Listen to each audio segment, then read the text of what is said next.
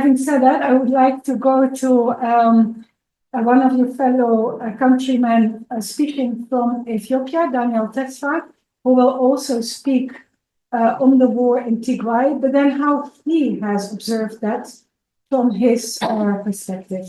So, Daniel, I am so proud to give you the floor, and you will be speaking on the genocide of Tigray, which was planned in Asmara. Daniel, the floor is yours. Thank you very much, Professor Miriam. And I also thank the organizing team of this event, which is crucial for all human beings. I feel that this Universal Declaration of Human Rights is the best deal that human being can achieve, but which we are failing, and that failing is causing crisis after crisis. My name is Daniel Tesfa. I work as a lecturer and researcher in political communication, hate speech, graffiti, and incitement to genocide in Aksum, Tigray, Ethiopia. I'm gonna speak about the situation of the Tigray war and especially how it was designed, which is the crucial aspect where these atrocities are originated. So, as we all know, the Tigray war involved Ethiopia, Eritrea, Somalia, and other global actors that resulted in extreme human suffering, including widespread killing, forced displacements, and sexual violence. What makes this war especially disturbing is that the combination of violence and impunity, because there is an absence of accountability that allowed perpetrators to act without fear, with freedom. The Ethiopian and Eritrean government's actions, supported by their respective military forces, have gone unpunished, even as they engaged in activities amounting to genocide. To understand the role of Eritrea in the Tigray war, it's crucial that we understand the oppressive nature of the Eritrean government under the president of Isaias Afwerki. We can see that since Eritrea gained independence in 1993, Isaias has maintained an authoritarian regime that severely restricts basic human rights, including arbitrary arrest, forced labor, and torture. This environment of impunity laid to the foundation for the country's involvement in the Tigray war, where Eritrean military forces coordinated with Ethiopia and Amhara forces to perpetrate atrocities in Tigray against Tigrayans. The escalation of violence during the Tigray war marked a tragic chapter in the Horn of Africa. Following the Western countries' growing interest to have strong economic and military presence in the Red Sea, which was facilitated by Israel's diplomatic role to bring about a negotiated deal among Ethiopia, TPLF, and Eritrea about Ethiopia's access to Red Sea, as well as support for Israel's observatory seat in the African Union. As soon as the TPLF rejected the deal in the last week of December 2017, Eritrean President Isaias Afwerki uttered that game over Uyane on 14th January in 2018, which can be traced back as an icon slogan of the Tigray war design. Eritrea agreed to offer Ethiopia use of Port of Assab in exchange to settlement of the border dispute in Badme, while the European Union would help to build roads from Assab to Addis Ababa with connection to Magala. This was followed by the signing of the peace agreement between Ethiopia and Eritrea 3 months after Abiy Ahmed became prime minister. But the terms of the agreement remained only the secret of their leaders.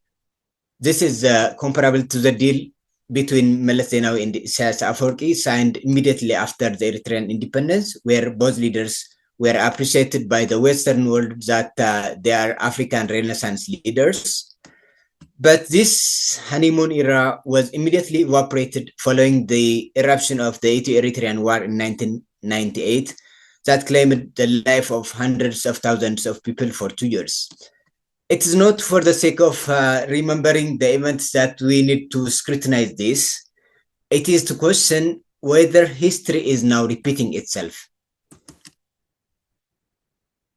Initially, the involvement of the Eritrean forces in the recent Tigray war was denied by both Eritrea and Ethiopian regimes for 5 months. However, it was later become clear that Eritrea played a central role in the atrocities committed in Tigray. The Eritrean government supported the design of the war, as well as its military supported Ethiopia deploying its forces to attack Tigray alongside the Ethiopian Amhara forces and Somali forces. Reports of atrocities perpetrated by the alliance of Ethiopia, Eritrea, Somalia, and with the support of global actors that resulted in extrajudicial killing, sexual violence, massacres, forced displacements that we call that has that has achieved all the criteria of genocide, was the widespread phenomena in Tigray. The Ethiopian and Eritrean allies were actively participated in ethnic cleansing, targeting Tigrayans based on their ethnicity. These actions were part of the broader strategy to crush the PLF and eliminate Tigrayans as a political and ethnic force, which was referred as political cleansing by Eritrean President Isaias Afwerki. The international community's hesitation to deter the war allowed these atrocities to continue unchecked, with the Ethiopian and Eritrean governments and their allies continuing to violate human rights with little fear of retribution. The framing of the Tigray war as a domestic issue in the terms of the Pretoria Agreement further compounded the problem, as it ignored the involvement of Eritrea and other forces, downplaying the scale of the violence and downplaying the solutions that we need to work on. The failure to act in the Tigray context reflects a dangerous trend where impunity for perpetrators of genocide is normalized and the victims are left without justice and even without help for their post-traumatic stress that we are seeing in Tigray. One of the key factors enabling the Tigray war to escalate was the manipulation of media by the Ethiopian and Eritrean governments, but also the social media, the escalation of the social media, which was unmonitored. The media framed Tigrayans as enemies of the Ethiopian state, justifying violence against them. The role of this mainstream and social media in inciting hatred, legitimizing violence highlights that we need to work in coordination, that these social media and media organizations should be regulated so that they can function to serve the freedom of expression, not to spread hatred. To prevent future atrocities and ensuring lasting peace, we must return to the core principles of human rights, protection, and accountability that we can say the best deal that human beings can achieve. The international community must act decisively to hold perpetrators of war crimes and genocide accountable.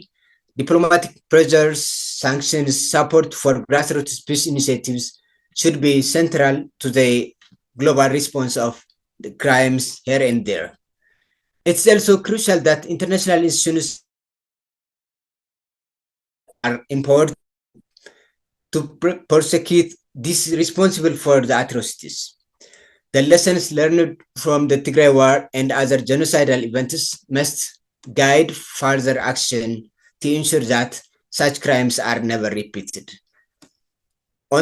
Only through this collective action and a renewed commitment that we should have to human rights protection can we hope to prevent further tragedies in the Horn of Africa and the world.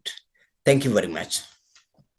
Thank you very much, Daniel, for that very precise and detailed account. I remember one of the very horrific incidences that Prokop will speak about later in the program on sexual violence. which is the letter enveloped in a plastic sheet that was found together with stones in the womb of a lady in Tigray who had been raped again and again and again. And this note, this actually says Tigrayans should have no future. They should die. And so this genocide was not only announced, and many were destroyed by other forces as well.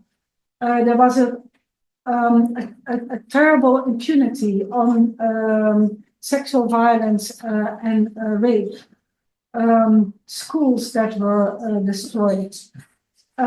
This war was committed against the citizens of Tigray under a siege, with no information broadcasted out and no information coming in. And so as we continue listening to the speakers on the program today, we find these same patterns being repeated. The war in Tigray is not an incident in and of itself.